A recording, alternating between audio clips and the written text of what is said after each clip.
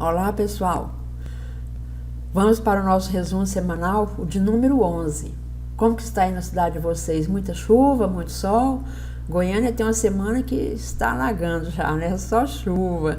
Estava difícil até para gravar o vídeo, porque faz muito barulho aqui e a chuva acaba atrapalhando. Então no domingo já amanheceu um pouco mais maneiro quanto a isso. Bom, mas vamos ao nosso resumo semanal e vamos iniciar falando sobre carta de anuência. O pessoal do Mato Grosso que estava aí falando que os cartórios não estão liberando cartas de anuência, então não estavam, porque já está, a Noreg já se pronunciou através do comunicado número 1 de 2020, dizendo que por motivo de precaução, por motivo de, quando diz assim, ó, para ninguém estar reclamando na corregedoria, está falando que tem a lei para isso. Então, para se precaver, e também disseram que é para manter a paz social, e eles liberaram enquanto estiver valendo essa medida provisória que liberou as anuências, as assinaturas das cartas de anuência. Então, o pessoal de Mato Grosso fica tranquilo, já pode usar as cartas de anuência, aquela declaração de responsabilidade quanto à indicação dos limites, pode usar tranquilo porque já foi liberado pela Noreg. Então, o cartório agora não tem o que dizer que não pode, porque se ele falar que não vai liberar, você fala para ele, ó, a Noreg do Mato Grosso já se pronunciou e já liberou. Então, ótima notícia, não é? Um assunto que eu queria abordar com vocês hoje é quanto às planilhas ODS. Tem um erro, é um erro de planilha, é um erro do LibreOffice. É na versão 6.1 e 6.2. O que está acontecendo? Ao invés de vir correto, como aqui nesse lado direito, as linhas todas certinhas, não, o que acontece? Vem acumulado aqui, então às vezes você vê que a matrícula nem aparece, você não consegue fazer aparecer o nome da matrícula, a natureza com a situação fica acumulada, e o CPF às vezes com o nome. Então esse é um erro do LibreOffice. Aqui, olha, o município, tá vendo? Você não consegue as linhas todas corretas como está aqui no lado direito. Então você instala a versão 6.0, que ela não dá problema. O LibreOffice não precisa a gente estar correndo atrás de uma versão muito atualizada dele não, porque a planilha é a mesma, a planilha não mudou desde que o CGF entrou em ação, a planilha é a mesma, então não precisa ficar aí acumulando o computador com versão nova do LibreOffice não. Voltem para 6.0 que vai estar correto. Mas tem um outro erro também, que quando você envia a planilha para certificação, vem um termo, eu procurei no meu computador, eu não salvei nenhum ainda, desse que o pessoal manda aí, escrito assim que a planilha possui mais de um lado externo. É mais ou menos assim que tem o erro. Eu tenho visto muita gente com esse erro aí, às vezes a gente ajuda e às vezes eles mandam a planilha, a gente vai ver o mesmo erro que ocorre, que eu vou mostrar para vocês que erro é este. Olha aqui, nós temos uma planilha com a parte 1, parcela 001, lado externo. Então está tudo certo, está tudo correto. Lado externo, parte 1, planilha parcela 001. Parte 2, parcela 002, lado externo. Então, está corretíssimo, né? Está correto, você envia, mas vem aquele erro. Mas ela é realmente uma parcela com dois lados externos. Pode ser um desmembramento, uma rodovia que está atravessando o imóvel, um córrego que atravessa, enfim, pode ser mais de duas partes, 3, 4, 5, sejam quantas partes forem.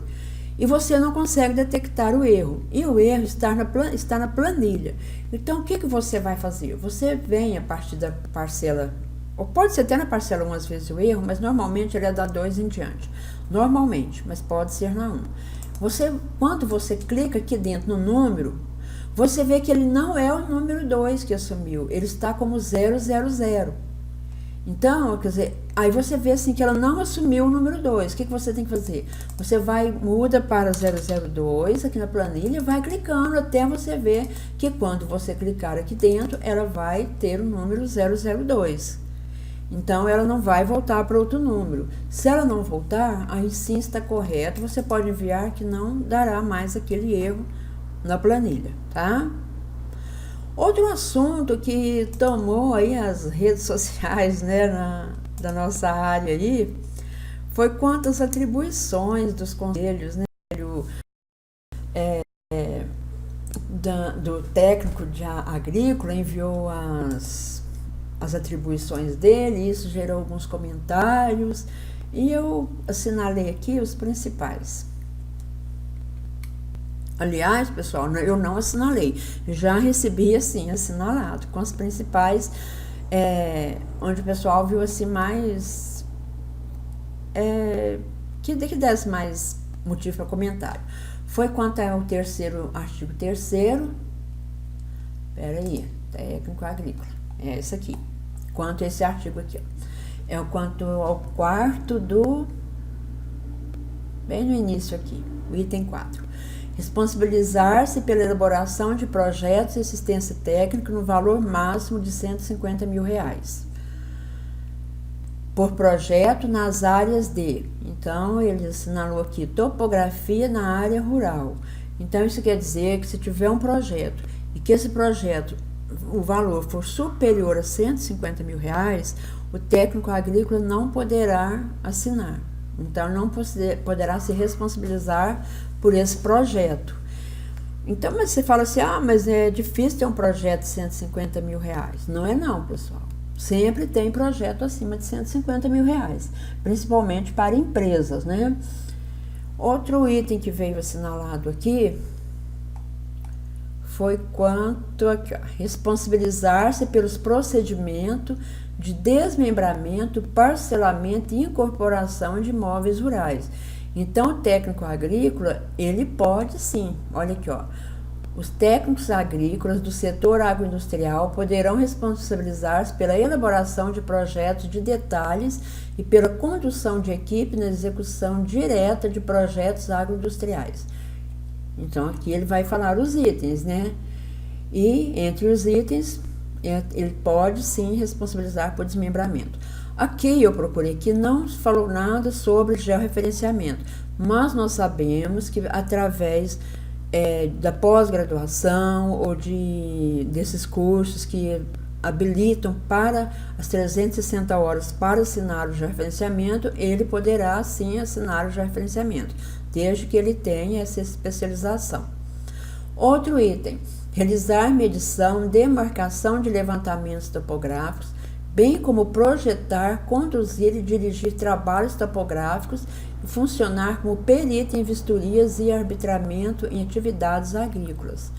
Por que vieram assinalados esses itens? É porque eles quiseram dizer o seguinte, que o técnico agrícola ele pode fazer o que o técnico em agrimensura também pode.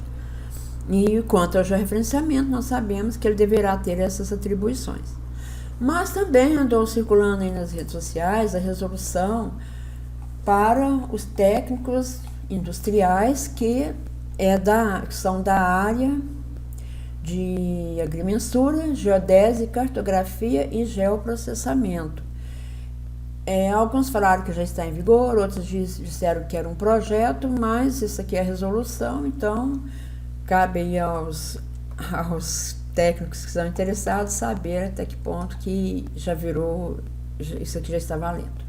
Então, olha aqui, ele pode levantar e processar imagens e fotos obtidas através de sensores orbitais e radares imageadores, bem como aeronave remotamente pilotada, RPA, né, atendidas às exigências da Agência Nacional de Aviação Civil, a Anatel e Ministério da Defesa e demais órgãos regulamentadores. Então, ele pode processar imagens para os vértices virtuais. Agora, é claro que ele deverá ter isso na grade do curso que ele fez de técnico, porque se ele fez um técnico em agrimensura no tempo em que nem havia imagem, satélite aí, que não era usado imagem, que não havia esse processamento, não havia essa pilotagem de aeronave remotamente pilotada, né, RPA, então, que seriam os drones, vans.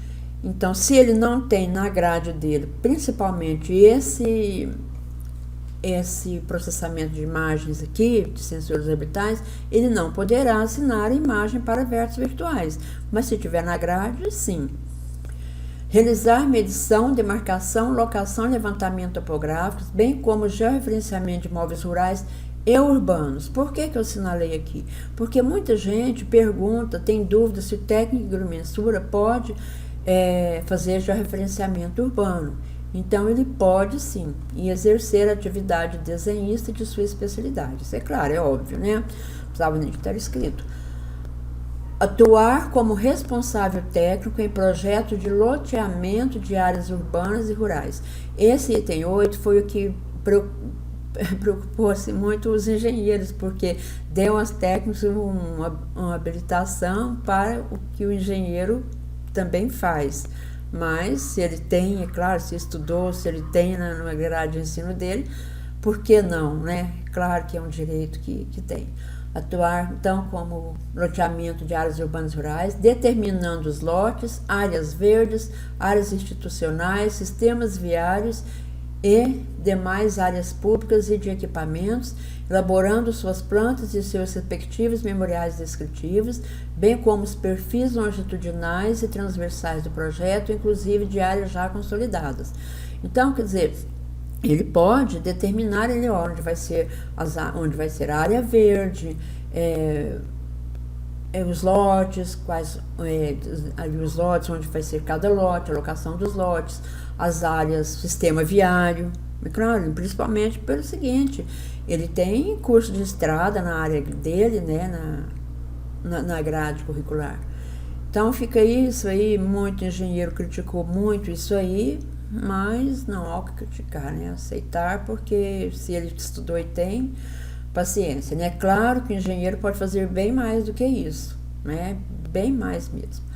Então, mais uma vez, eu assinalei aqui: sistema, métodos, processos, tecnologia nos levantamentos cadastrais, georreferenciamento de imóveis urbanos. Quer dizer, ele pode fazer o cadastramento multifinalitário, cadastramento urbano, rural e o georreferenciamento de imóveis urbanos, que era a grande dúvida que sempre tinha quanto aos técnicos em agrimensura, cartografia, etc.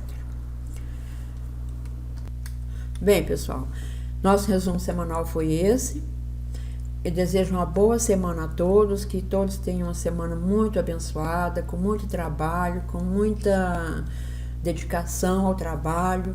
Eu sei que nós, né, como um todo, queremos melhorar a cada dia e dar um preço melhor no nosso trabalho, não um preço alto, porque não conseguimos, mas um preço justo, e somente através do nosso conhecimento nós podemos estar nos valorizando.